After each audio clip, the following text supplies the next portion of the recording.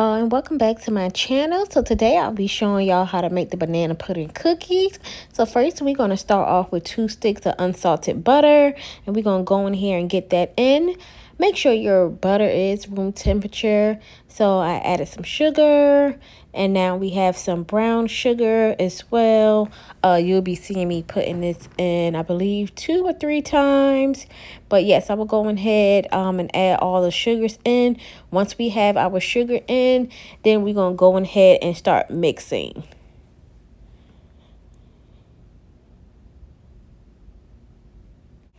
Alright, so as you can see, I am mixing on a low speed. You want to make sure that you incorporate your sugars with your butter.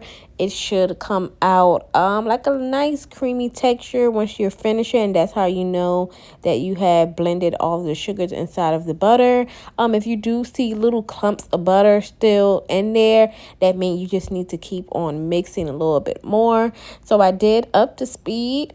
Right now what you're seeing, and then you can see that the butter and the sugar is coming together, and this is how it should look. Now what you want to do with your spoon is scrape the side of your bowl and your paddle attachment just to make sure that you have everything incorporated, the sugar and the butter. You want to scrape it real good because that will play a big part in how your cookies come out. You don't want any lumps of sugar and butter. And then I did start my mixer again because I did start to see a little bit of butter still in sight. And then I did go ahead and add some vanilla in there.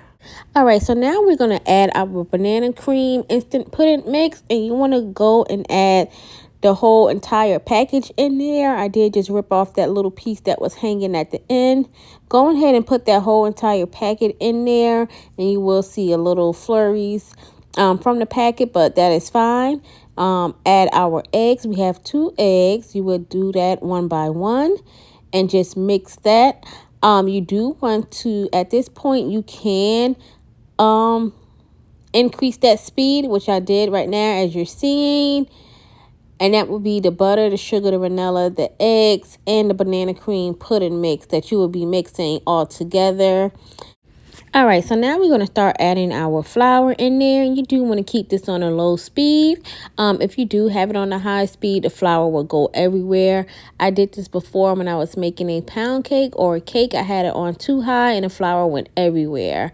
At this point, you do want to make sure that your measurements for your flour is correct.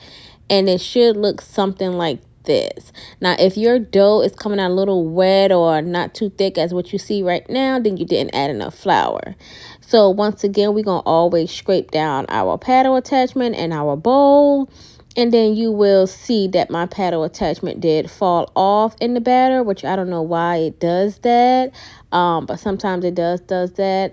You can just, lift your paddle attachment, scrape it off, and then hook it back on there. So I have my white chocolate chips added in there. You do see me adding, I think it was about a cup, I believe. I will go ahead and add those white chocolate chips in there. And then I will go and add my vanilla wafer cookies as well.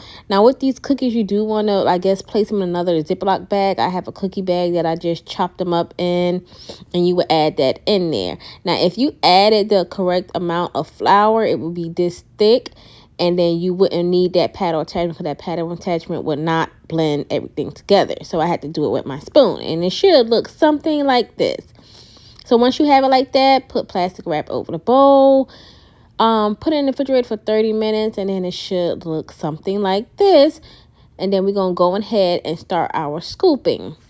Now, you can get any type of cookie scoop that you have. I believe mine is like a medium-sized cookie scoop. And you should have it just like this, packed down in the cookie scoop. You will place it in your hand and then ball it up. And while we are rolling our dough into balls, like I said, your dough should be chilled and firm like this. If your dough is any type of sticky or not as firm as these look, you did not add enough flour. and we don't want that. If you didn't add enough flour, it will be like kind of sticky all over your hands. And before anybody say anything, yes, I did wash my hands. The cookies were just for the house. Whenever I do a video, I will let y'all know if it's for a customer. If it is for a customer, you will see me have on gloves. So after you go ahead and press down, I did add some cookies on the top of that dough. And then I'm going to go ahead and start on my glaze, which is just powdered sugar and a little bit of whole milk. You can use heavy cream if you want, but I just use whole milk. And then you just go and mix it until well combined. And what we do with this glaze, once the cookies are done baking and cool, I do drizzle them over the cookies, which you will see in a few. So my cookies are done. They are out the oven. You do want to let them cool. But before you do want to add you can add the vanilla wafer cookies, or you can add these cookies. I think these are called the Lunar Dunes cookies. I forgot what they are called. And then once you add those cookies on there, then it's time to glaze the cookies. And as you can see, I did started glazing them a little bit too fast because the glaze are melting into the cookies, which is why you need to let your cookie cool completely before you add your glaze, just so that the glaze can stick onto your cookies. But I will show y'all a picture of how it look, or how it's supposed to look at the end once my cookies did cool off. So if you got to the end of this video, go ahead and give this video a thumbs up and make sure you subscribe, and I will see you in the next one.